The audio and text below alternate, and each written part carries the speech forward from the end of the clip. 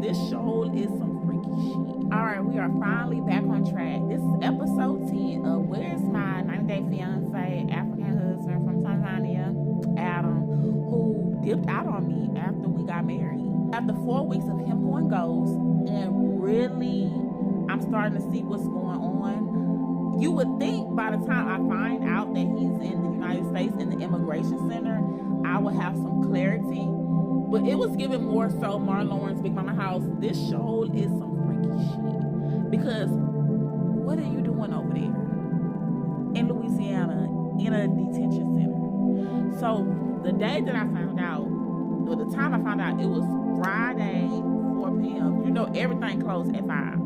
I immediately jumped on the phone and I called the detention center and I was like, hello, I'm looking for my husband. His name is Adam.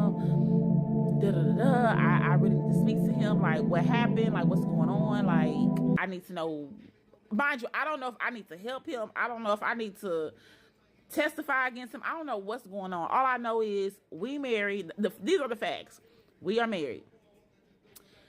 Legally, I am responsible for him in Mexico, not the United States. When we got married, he only got a temporary residency in Mexico where I lived. I had already told him before, I will never make you an American citizen. You will not get a green card out of me. And that's primarily because I don't plan on ever going back to the United States. And at the time, I loved him. So those are the facts. But then, I don't know. Let me talk to him first. And they was like, well, do you have his A number? And if you had people incarcerated before, a A number would be kind of like a spin number. And if you don't have anybody in your life that's been incarcerated, let's say an A number for immigrants is like a social security number. So this is a very important number, but it's very confidential, like a social security number, because they just can't give it out. So I was like, well, no, I don't have his A number. Can you give it to me? They was like, we can't just give you his A number. Like, he has to give you his A number. That's his private information. Okay, so I'm like, okay. How am I supposed to get it if I, the only way we can talk to you about him is if you give us his A number. I'm like, well, can you give him the phone? I don't know how it work in immigration center. Now, I know how it work in TDCJ, DOJ, all that. I ain't never interacted with anybody in an immigration detention center. And they was like, it's the same way. We not about to be playing the telephone game. So I'm getting frustrated. And she was like, look, hey, when immigrants get picked up from wherever they get picked up, whether it's across the border, whether it's a home check on the street, they have a good 5 minutes to go in their phone to pull out any phone numbers, addresses, any important information that they may need to stay in contact with their family and friends, lawyers, to get them in a better situation. So you telling me this man had the opportunity to get my number, which I know he had my number, and he chose not to? Or like, did he just get detained yesterday? Like, it's just not making sense. Because at this time, he's been missing for, mind you, I reported him missing in Belize, because that's where he told me out of his mouth that where he was going to be at, after he had already left. And I had reported him missing in Mexico, because I don't need nobody knocking on my door saying, looking at me as no prime suspect, okay? So I'm not knowing how long he been up in Louisiana at all. All I know is this is my first time his name pulling up then. All right, cool. Do you guys know, let's call her Officer Samantha. Now, I forgot her name, but she was cool. And but Officer Samantha, now mind you, I had to wear her down. I call her every day for a week, just saying, Master Officer Samantha, I tried this, I did this, I don't know how to get this A number. Officer Samantha, I know he's there. I'm not asking you to verify or deny if he's there.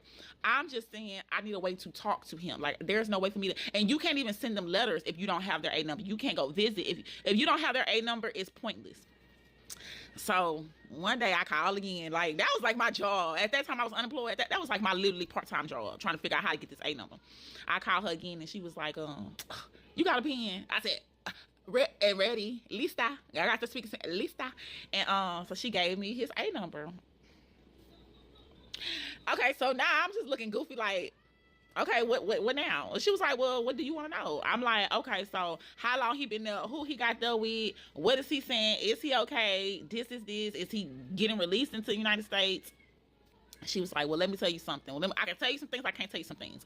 What I can tell you is that, yes, it is common that immigrants can come here, get detained, but get released on like a Good Samaritan thing where they can report back on their own. That broke my heart and that scared me, because it was just like, damn, like, did I get used? Like, because if he get released, from what I know, he don't know nobody in the entire country. So why would he want to get released and be like homeless? But clearly, if he in the process of wanting to get released, he knows somebody that I don't know. So now I'm thinking that. She was like, they also can just stay here until they go to court, not knowing what's going on. Then she was like, but all the other questions you want to know that's specifically pertaining to him, I cannot tell you. The only way that I can give you that information is if he signs a release form giving me permission to tell you his confidential information. And I was like, cool, bet. Let's get him that form. I said, well, can you present him with that form? She was like, okay, yeah, I'll present him with that form. Call me back today. So now, mind you, I've been calling her for a week, so now it's the following Friday. She was like, call me back later today. I called her back. I was like, Officer Samantha, like, what happened? Did you talk to him? Did you go to his room? She was like, yes. I went to his bunk. And she was like, and Kia, she was like, are you by yourself? And I was like, yeah, I'm by myself. And she was like, well, I'm gonna be honest with you. I was so embarrassed to even finish the story. Let me just get myself together and let me make another part.